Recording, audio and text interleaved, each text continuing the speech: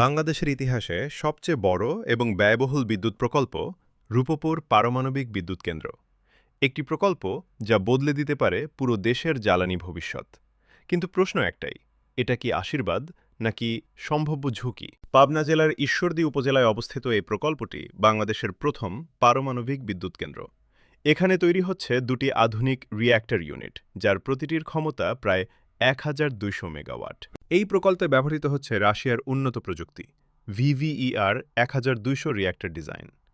এটি একটি জেনারেশন ৩+ প্রযুক্তি, যেখানে রয়েছে advance safety system, automatic shutdown mechanism এবং মাল্টিপল ব্যাকআপ প্রোটেকশন। পারমাণবিক বিদ্যুৎ উৎপাদনের মূল হল নিউক্লিয়ার ফিশন, যেখানে ইউরেনিয়াম অ্যাটম ভেঙে উৎপন্ন হয় প্রচুর তাপশক্তি। এই তাপ দিয়ে পানি বাষ্পে রূপান্তরিত হয়, আর সেই বাষ্প টারবাইন ঘুরিয়ে তৈরি করে বিদ্যুৎ। রূপপুর চালু হলে বাংলাদেশে বিদ্যুৎ ঘাটতি উল্লেখযোগ্যভাবে কমে যাবে। এটি কম কার্বন নির্গমন করে, যা পরিবেশের জন্য তুলনামূলকভাবে ভালো, এবং দীর্ঘমেয়াদে এটি হতে পারে একটি স্থিতিশীল শক্তির উৎস। তবে পারমাণবিক শক্তি মানেই কিছু ঝুঁকি। ইতিহাসে আমরা দেখেছি ভয়াবহ দুর্ঘটনা, যেমন চেরনোবিল ডিজাস্টার এবং ফুকুশিমা ডিজাস্টার। তাই নিরাপত্তা নিশ্চিত করা এখানে সবচেয়ে বড় চ্যালেঞ্জ। এই প্রকল্পের খরচ হাজার হাজার কোটি টাকা, যা নিয়ে রয়েছে নানা বিতর্ক।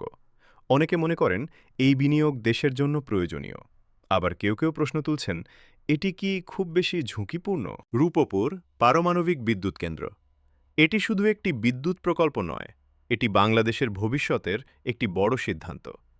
এটি কি দেশের উন্নয়নের নতুন অধ্যায় খুলবে, নাকি তৈরি করবে নতুন চ্যালেঞ্জ?